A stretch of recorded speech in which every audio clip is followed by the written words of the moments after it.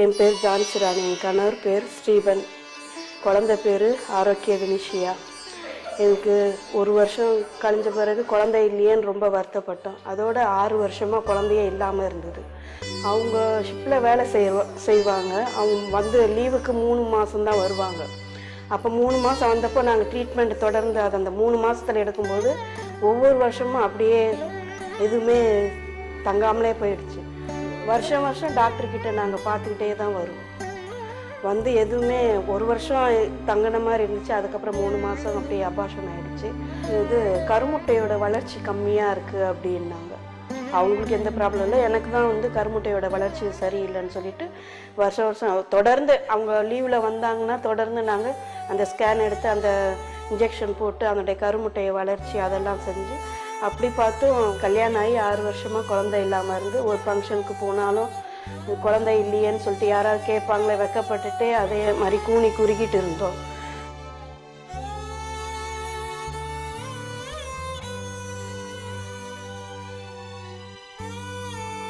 ஒவ்வொரு வருஷமும் போய் டாக்டர்கிட்ட பேசும்போதும் கண்டிப்பாக உங்களுக்கு குழந்தை கிடைக்குன்னு தான் சொல்லிட்டு இருந்தாங்க. ஆனால் 1 வருஷமும் குழந்தை கிடைச்ச மாதிரி இல்லை.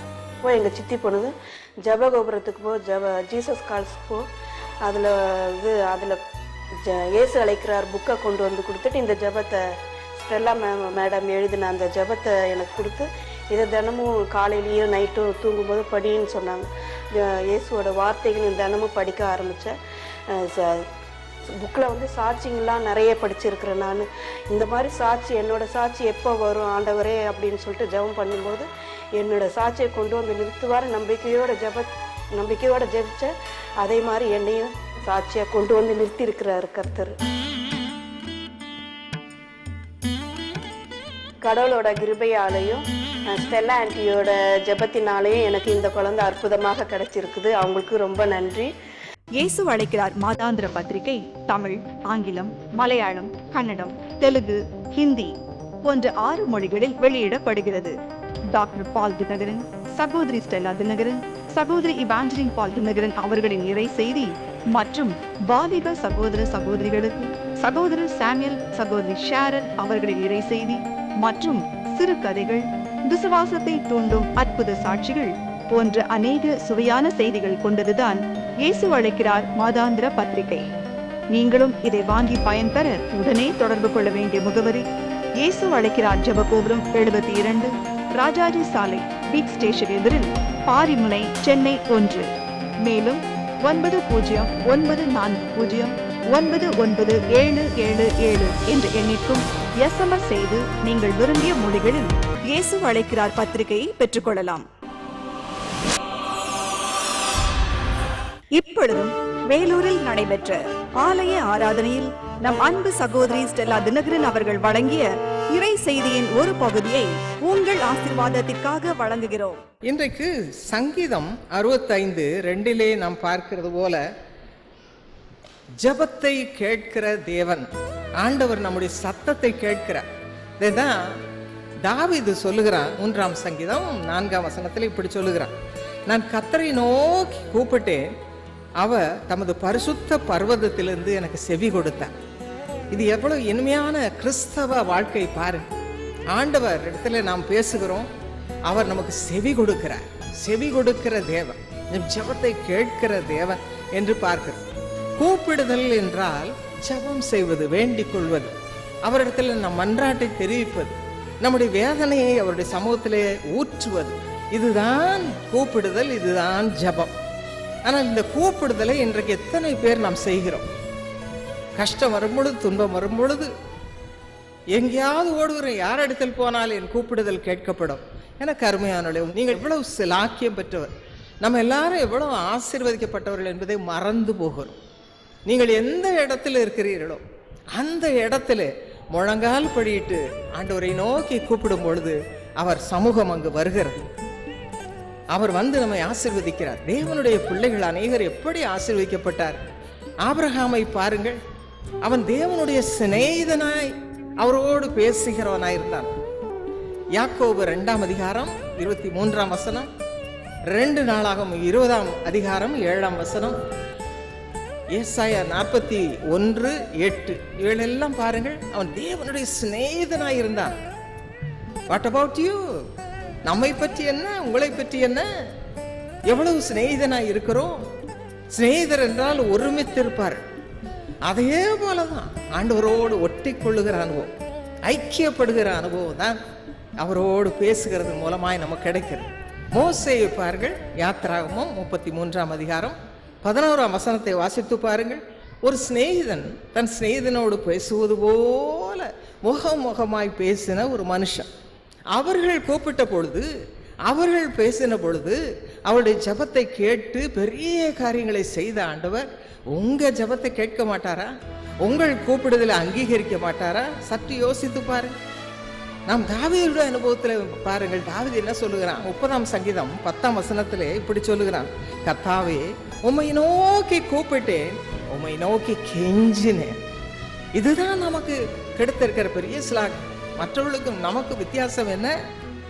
கிறிஸ்து நம்மோடு கூட இருக்கிறார். தாவீது சொல்லுகிறான், சங்கீதம் 16:8 சொல்லுகிறான், எனக்கு முன்பாக ஆண்டவரை வைத்திருக்கிற, தேவனை வைத்திருக்கிறேன், அவர் என் வலது பார்சத்தில் இருக்கிறார், நான் அசைக்கப்படுவதில்லை. I will never be shaken. ஏன் சின்ன காரியத்துக்கும் அழுகிறோம், சின்ன காரியத்துக்கும் சோர்ந்து போகிறோம், கவலைப்படுகிறோம்? இந்த அனுபவம் கிடையாது. எனக்கு அன்பவர்களே, நமக்கு கிறிஸ்தவர்களாகி கிறிஸ்துவை உடையவர்களாகிய நமக்கு எவ்வளவு பெரிய சிலாக்கியம் பாரு. எந்த நேரம் எந்த இடத்திலும் முழங்கால் போட்டு அவரை நோக்கி பார்க்கும் பொழுது உடனடியாக அவருடைய பிரசன்னம் நம்மை தேடி வருகிறது, நம்மை ஆசீர்வதிக்க ஆவலோடு காத்திருக்கிறார். சரி, நாம் எப்படியெல்லாம் அவரை கூப்பிடுவது என்பதை குறித்து நாம் சற்று யோசிப்போம். வாசிக்க கேட்போமா? சங்கீதம் 145:18. தம்மை நோக்கி கூப்பிடுகிற யாவருக்கும், உண்மையாய் தம்மை நோக்கி கூப்பிடுகிற யாவருக்கும் கர்த்தர் சமீபமாய் இருக்கிறார். உண்மையாய் அவரை நோக்கி கூப்பிடுகிற யாவருக்கும் கர்த்தர் சமீபமாய் இருக்கிறார். எத்தனை வீட்டில் இன்றைக்கு குடும்பமாய் ஜெபிக்கிறீர்கள்? கர்த்தரை அறிந்திருக்கிறோம் என்று சொல்லுகிறோம்.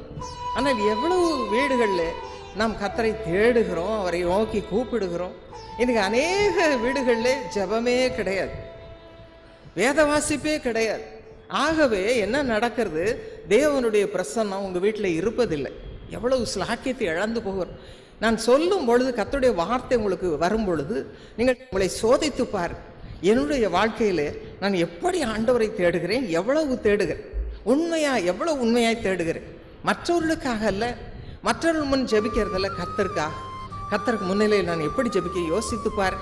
உபாகமம் என்ற புஸ்தகத்திலே 4ஆம் அதிகாரம் 7ஆம் வசனத்தை வாசித்து பாருங்கள். நம்முடைய தேவனாகிய கர்த்தரை நாம் தொழுது கொள்ளுகிற பொழுது எல்லாம் அவர் சமீபமாய் இருக்கிறது போல, இத்தனை சமீபமாய் பெற்றிருக்கிற வேறு ஜாதி எது? எவ்வளவு பெரிய ஸ்லாக்கியம் நீங்க வைத்திருக்கிறீர்கள், எவ்வளவு பெரிய பாக்கியவதியா இருக்கிறீர்கள். உடனே ஓடி வருகிற தேவாதி தேவன், அண்ட சராசரத்தை படைத்தவர், சர்வ வல்லமுள்ளவர், நீ என்னை கூப்பிடு, நான் உனத்துல வருவேன். உண்மையாய் கூப்பிடும் பொழுது வருக. எத்தனை பேர் இப்படி நெருக்கமாய் அவரை தேடி பார்க்கிறோம். இயேசு கிறிஸ்துவனுடைய வாழ்க்கையை பாருங்க. வேத புஸ்தகத்தை வாசித்து பார்த்தால் தான் தெரியும். வேத புஸ்தகத்தை வாசிக்காமலே நம்முடைய வாழ்க்கையை கடக்கிற கிறிஸ்தவர்களாய் இருப்போமானால் எல்லாவற்றையும் இந்த உலகத்தில் இழந்த நிலைமையில இருக்கு. இயேசு கிறிஸ்து வாக்கு கொடுத்திருக்கிற அநேக காரியங்களை, ஆசீர்வாதங்களை, வேத புஸ்தகத்தில் கொடுத்திருக்கிற ஆசீர்வாதங்களை நாம் இழந்து போகிறோம். இல்லை பிரியமாக்களே, இது அவரை தேடும் காலமாக இருக்கிறது. இன்னும் சீக்கிரத்தில் ஆண்டவர் வரப்போகிறார். உங்களுடைய குடும்பம் ஆயத்தமாக இருக்கிறதா? நீங்கள் ஆயத்தமாக இருக்கிறீர்களா? அவர் காட்டின வழி என்ன? எப்படி கூப்பிடுவது? எப்படி அவர் உண்மையாய் கூப்பிட்டார்? 1 பேதுரு 2ஆம் அதிகாரம் 21ஆம் வசனத்தை வாசித்து பாருங்கள். அது சொல்லுகிறது, அவருடைய அடிச்சுவடுகளில் நாம் நடக்க வேண்டும். அவர் எப்படி நடந்தார் இந்த உலகத்தில், அதை போல நாம் நடக்க வேண்டும். எப்படி நடக்க முடியும்? வேதம் வாசித்தாதான் முடியும், ஜெபம் பண்ணாதான் முடியும். இந்த 2 இல்லைன்னா நம்முடைய வாழ்க்கை கிறிஸ்தவ வாழ்க்கையே அல்ல. கிறிஸ்தவ வாழ்க்கை என்பது அவரை போல் நடப்பு. அதைத்தான் 1 யோவான் 4ஆம் அதிகாரம் 17ஆம் வசனத்தில் வாசிக்கும். அவர் இருக்கிற வண்ணமாகவே நாமும் அவரை நோக்கி பார்க்க, தரிசிக்க அவரை போலவே இருக்கிறோம். என்ன சந்தோஷமான வாழ்க்கை பாருங்க. இன்றைக்கு பரிதாபமான வாழ்க்கையாக இருக்கு.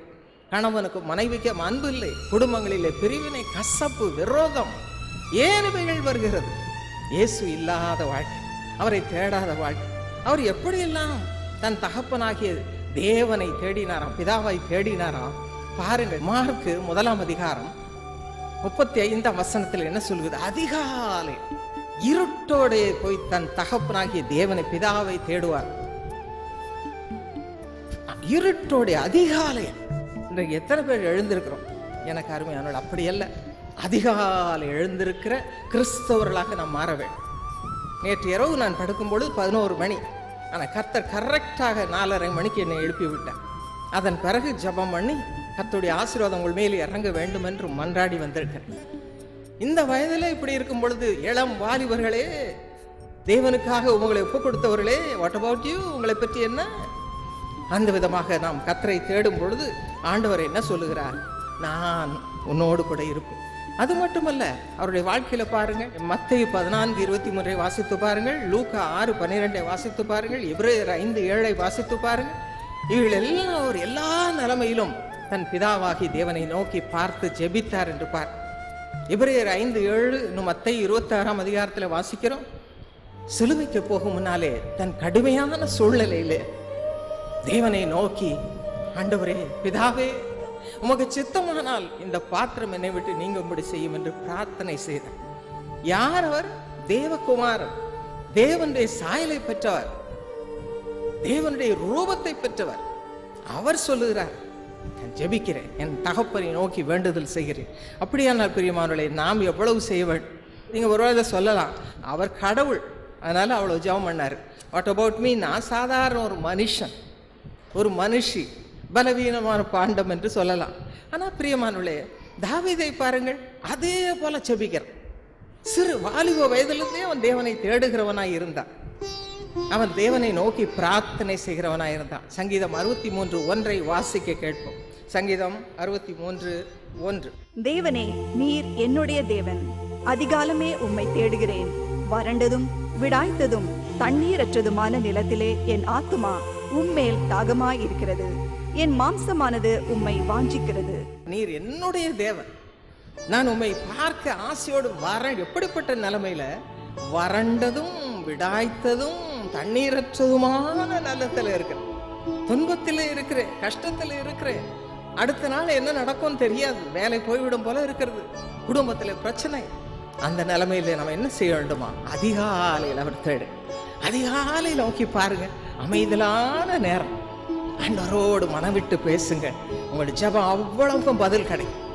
உங்க ஜெபம் அவ்வளவுக்கும் பதில் கிடைக்கும். சோதித்து பாருங்க, அதனால் அவரை சோதித்து பாருங்க.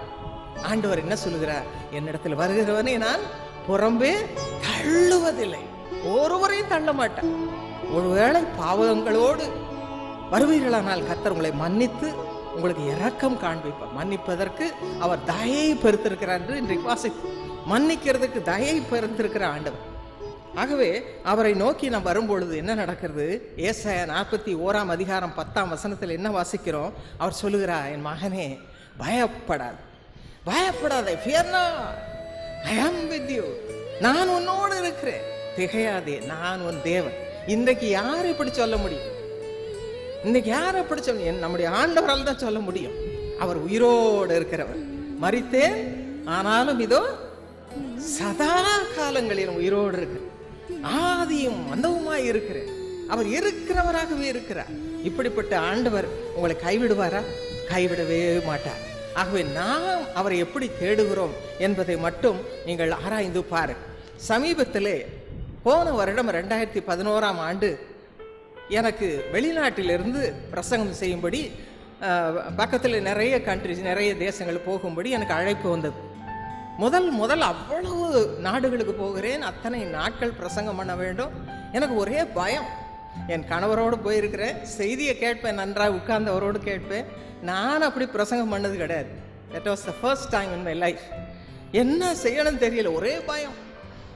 எல்லாம் ப்ரோக்ராம் போட்டு கொடுத்து விட்டார்கள். இந்த ஊருக்கு இத்தனை நாள் பிரசங்கம் பண்ணணும், பிரயாணம் பண்ணணும், பிரசங்கம் பண்ணணும், பிரயாணம் பண்ணணும். 23 நாட்கள். என்ன செய்வென்று தெரியவில்லை, பயம், ஒரே பயம். ஆலயத்துக்கு போன பொழுது ஒரு அற்புதமான காரியத்தை ஆண்டவர் செய்தார். குருவானவர் செய்தியை கொடுத்தார்.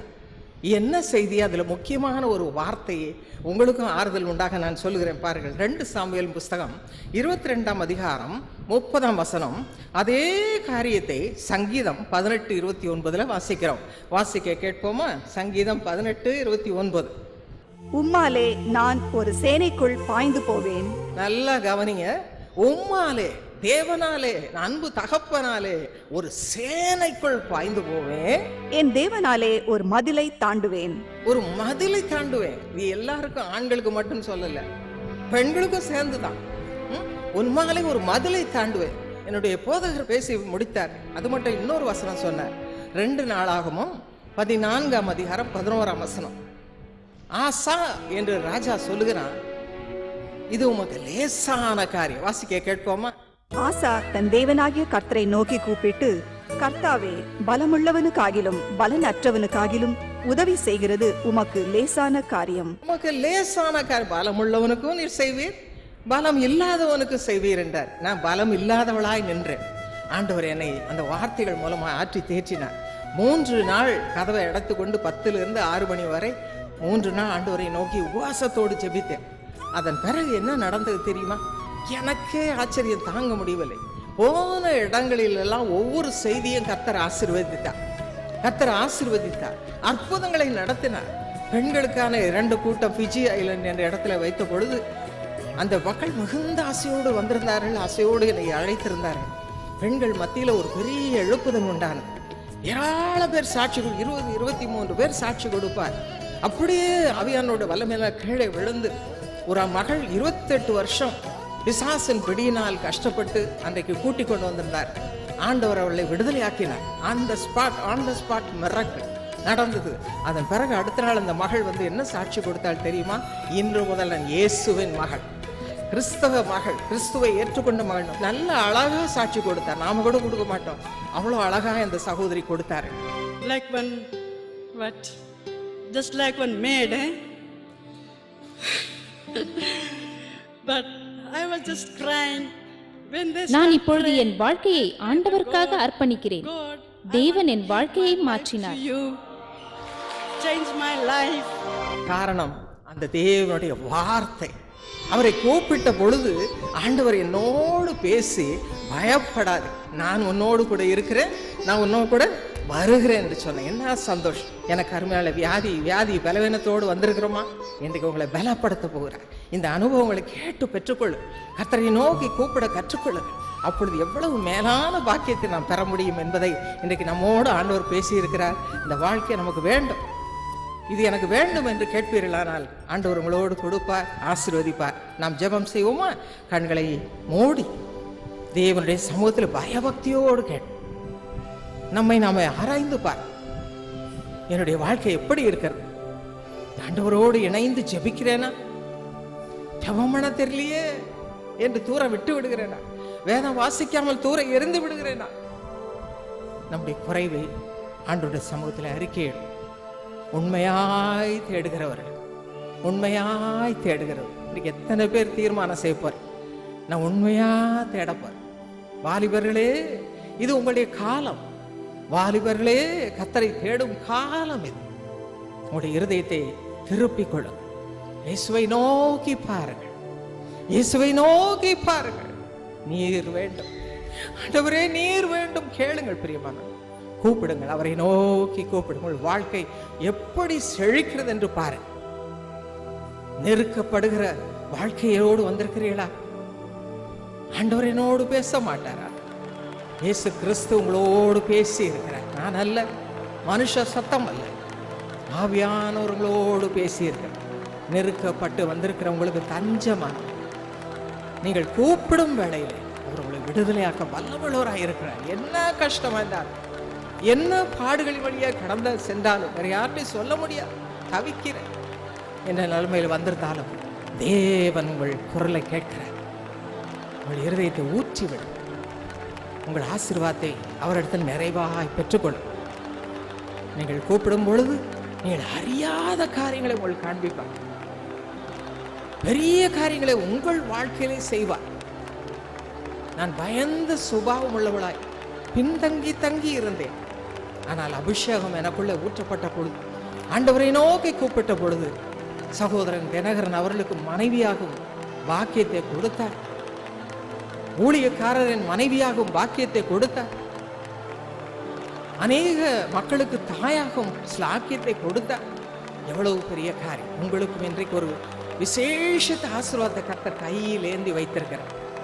ஒவ்வொருவருக்கும் ஒவ்வொரு விதமான ஆசீர்வாதம். உங்களுக்கு என்ன வேண்டும் கேளுங்க. இயேசுவே நீர் வேண்டும். நான் உம்மிடத்தில் பேசுகிற மகனாக மகளாக என் வாழ்க்கையை அர்ப்பணிக்கிறேன். ஜெப குறைவை என் வாழ்க்கையிலிருந்து மாற்றும். உம்மோடு பேசுகிற அனுபவத்தை எனக்கு தாருமாட்டேன். தாழ்மையோடு கேட்கிற எவனும் பெற்றுக்கொள்ளுகிறான். கர்த்தர் இந்த உங்களுடைய தாழ்மையை பிரதிஷ்டையை பார்த்து உங்களுடைய ஆசீர்வதிப்பார். எவ்வளவு பெரிய இஸ்லாம். எங்கள் அன்பு தகப்பனே, உங்களுடைய பாதத்தில் விழுந்து உமக்கு நன்றி செலுத்துகிறோம்ப்பா. எவ்வளவு பெரிய ஸ்லாக்கியங்களை எங்களுக்கு வைத்திருக்கிறேன். உண்மை நோக்கி கூப்பிடுகிற ஒவ்வொருவருக்கும் எவ்வளவு பெரிய ஆசீர்வாதங்களை வைத்திருக்கிறேன். உடைய பிள்ளையுடைய நெருக்கங்களிலே அவருடைய ஜெபத்தை கேட்டு விடுதலையாக்கம்ப்பா. எப்பேற்பட்ட வேதனையா இருந்தால், என்ன செய்வேன் என்ற கவலைக்குரிய நிலைமையாக இருந்தால் உடைய பிள்ளைகளை விடுதலையாக்கு சுவாமி. அவருடைய ஜெபத்தை கேட்டு கேட்டு கேட்டு விடுதலையாக்கும். இன்று அவர்களை வியாதிகளிலிருந்து விடுதலையாக்கும். இன்று அவர்கள் கண்ணீரிலிருந்து விடுதலையாக்கும். இன்று அவர்கள் பிரச்சனை விடுதலையாகும். நெருக்கப்படுகிற காலத்தில் தஞ்சமாக விளக்கும். அது மட்டுமல்ல ஆண்டவரே, உம்மை நோக்கி பார்த்து இன்னும் உம்முடைய பலன் வேண்டும், உம்மை போல மாற வேண்டும் என்று கேட்கிற வாலிபர்களுக்கு, குடும்பத்தினருக்கு இந்த ஆசீர்வாதத்தை இப்பொழுது கொண்டு யார் யார் உண்மையை நோக்கி கூப்பிடுகிறார்களோ, பிரதிஷ்டை செய்கிறார்களோ, அவருடைய வாழ்விலே உம்முடைய கிருபை இறங்கட்டும் என்று ஒரு விசேஷத்தை கிருபை அவர்கள் மேல் பொழிந்தருள வேண்டும் என்று கெஞ்சுகிறேன். கிருபை கொடுக்கிறதற்காக, ஆசீர்வாதத்தை கொடுக்கிறதுக்காக உமக்கு நன்றி சுவாமி. எல்லா துதியும் கனமும் மகிமையும் உமக்கு செலுத்துகிறோம். இயேசுவின் நாமத்தில் ஜெபிக்கிறோம். ஆசீர்வாதங்களை எல்லாம் எடுத்துக்கொள்கிறோம் நல்ல பிதாவே. ஆமென், ஆமென். சகோதரி ஸ்டெல்லா தினகரன் அவர்கள் கலந்து கொண்டு இறை செய்தி வழங்கி பிரார்த்தனை ஏறெடுக்கும் சிறப்பு பெண்கள் ஆசீர்வாத கூட்டம் வருகிற ஜூன் மாதம் 1ஆம் தேதி காலை 11 மணிக்கு ராஜா அண்ணாமலைபுரம் டாக்டர் டிஜிஎஸ் தினகரன் சாலையில் அமைந்துள்ள டாக்டர் டிஜிஎஸ் தினகரன் நினைவு ஜெபகோபுர வளாகத்தில் சிறப்பு பெண்கள் ஆசீர்வாத கூட்டம் நடைபெற உள்ளது.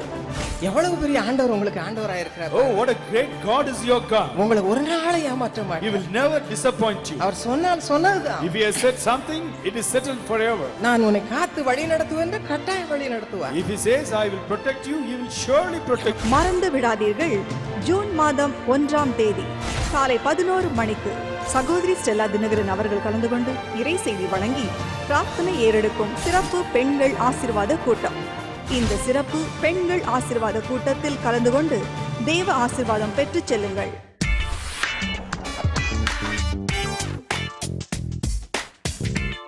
எங்கள் அருமை சகோதரி ஜோதி கிருஷ்ணமூர்த்தி வெல்லூர் இன்று இந்த நிகழ்ச்சியை ஆதரித்திருக்கிறீர்கள். மிக்க நன்றி.